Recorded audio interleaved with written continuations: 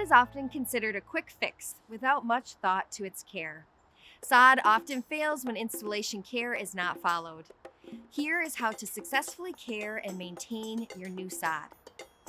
Sod should be installed within 1 day after delivery and installed onto moistened soil. The day of installation, the sod should be watered to avoid drying out. Water to saturate the sod 3 to 4 inches deep. Do not overwater.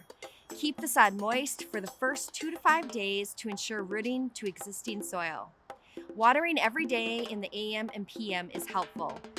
Make sure you water enough to saturate the existing soil, but not too much to puddle. Gradually decrease water over time. Pay extra attention to sod edges and areas along concrete. These dry out more quickly. Hand watering those spots might be necessary.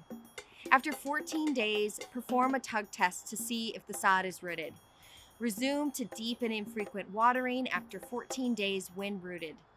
Monitor the weather and increase water if it is hot and dry or you see the sod edges drying out. Keep an eye out for signs of disease. Circular patches in the lawn or white fungus growing are signs of overwatering. Once the sod is rooted and over 4 inches in length, start to mow.